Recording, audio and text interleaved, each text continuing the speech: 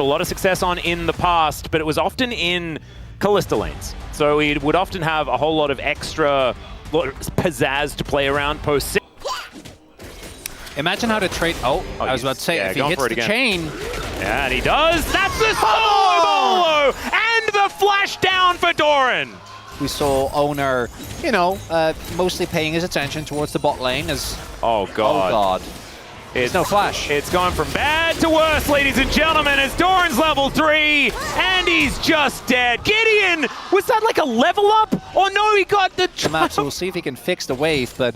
So it's also because with Silas, once you get enough ability haste, like the chain is basically just not on cooldown. Oh God, if he lands another chain, and it could be all over, as Owner is coming on up, and Kingen not overextending. Oh, unless he is. Yeah, he is. He's just going to get executed. Owner comes in and takes that one as a freebie. Maybe a bit of an overextension there. Repel going to avoid the snare coming on through from Carrier as Doran with the nod just flashes on top of Kingen. Can he get the ult off? The answer is yes, as Doran's tanking it up and will go down. A 1-for-1 under the bottom outer turret. You'll take that if you are Kingen, Doran. And Calyx is lying in wait as well, so 5 grubs going to be the answer. The arrow goes entirely wide as there is a cocoon to interrupt the bullet time. Owner now getting a bit of a heal as the knockup comes through with the Pop Blossom. Still the heroic charge not going to be enough, and Carrier will be the answering kill. Calyx grabs that one, and there's a Justice Punch onto Faker. Lahen's looking for a little bit more as they want to take the Realm Warp out as the taunt doesn't work. And Faker gets everyone to safety. Apart from Take another look here. Oh, right on the edge of the taunt. Yep. My goodness. If he gets tagged by that, they probably all die. And yeah. The game is looking very differently. Instead, it is a still 6, like Nongshim still won that, right? 6 grabs for them. They end up getting the dragon as a... pesky minions. They're in a bit of an awkward spot. Lahen's going to turn up though, and they're looking to play aggressively. They will get the cleanse out of Smash immediately. Cocoon going to land there as well as Juice just walking at him. Frost shot going to connect. The volley's going to land as well, and there is nothing they could do about it. That's a huge knock from Kingen, who's just diving the turret. Ulti going to miss as Kingen will go down in the 1v1, but Owner now will find Gideon, and that's going to even it out for T1. They'll take a little bit more. Wind becomes lightning. There's a nice little heal there from Gideon as he's just fighting as best he can, but the damage is going to be there from Owner. Carrier now pushed underneath his turret as Calyx and Faker. Oh, it doesn't spot. Yeah, all right. We'll see whether Kingen's going to be able to ward them off. Tough.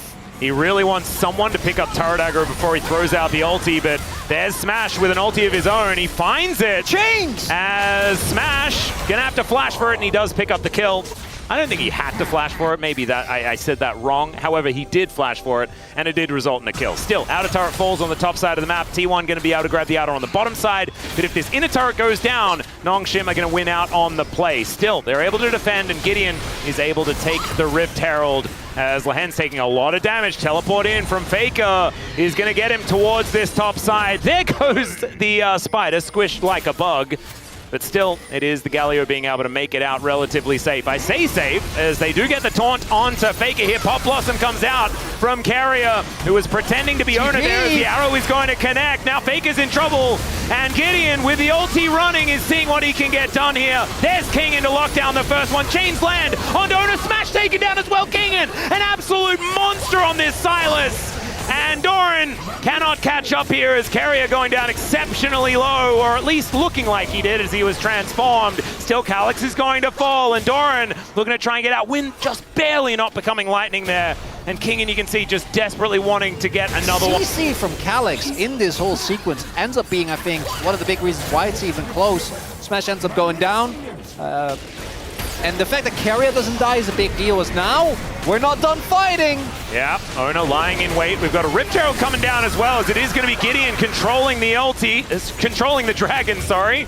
Now they're going to have to possibly get themselves out of here. Let's see whether they can. It's Pop Blossom from Kingen going to come on through. Down goes Doran before he can do anything at all. And T1, I think it's probably just time to cut your losses and get out of there. Lahen's is looking juicy, but I don't think T1 are going to be able to do too much more, just controlling the mid lane as best they can. Cocoon going to land. Lahen's, I don't know about this. Gideon also very, very low. There's the hawk shot coming on through, and we've got some backs being channeled. Nongshim are not afraid. Oh, he does get the cancel in the back. That is nice.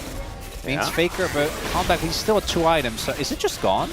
Well, it's down to 4,000 health. They're focusing it, and yeah, I don't know whether Owner's going to be able to get it here. He does, and he steals it away. Highway robbery here from T1 is now Gideon. Gets the, King gets the flash in. They take down the Nico immediately. There's the knock-up onto Faker. He is completely taken out. And now Lehens, he will be taken by Doran, but Faker is still in trouble, and there is the taunt to finish him off. Doran goes down as Chiu gets his hands on this Gnar, and over the wall comes Calix, or at least he tries to, not going to be able to there, and they'll settle for a kill under the misfortune. Only Owner left standing. How many of... That was the display from King and sets up the fight. A 3-man ultimate.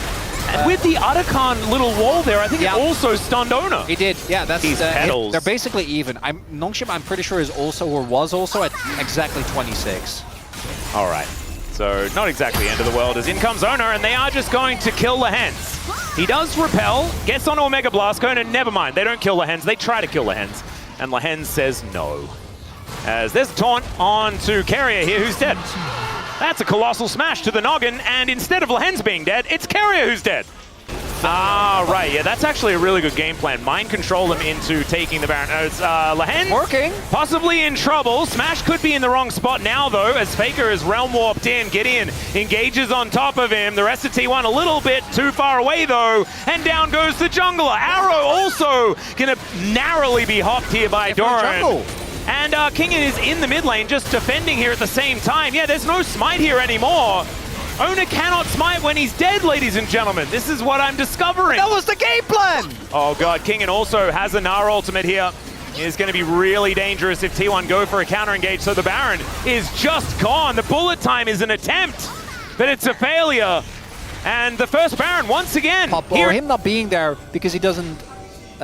he's not live, right? Not able to actually show up to the fight, not having the pop loss. Oh, Owner thinks that he's found an angle, but instead it's Lehens that cocoons him up. The rest of T1 are turning up, but Gideon is ignoring them. When becomes lightning, Owner is going to get taken down so incredibly low as Kingen finds an ulti, Chiu finds an arrow. He knocks it, he takes down Bristle and Sejuani. And now T1 looking to try and defend their inner turret, but these are Baroned up minions. These are 6 grubs, and Nongshim are having none of it. Atlas, by any chance, have you looked at your hands recently? Yes.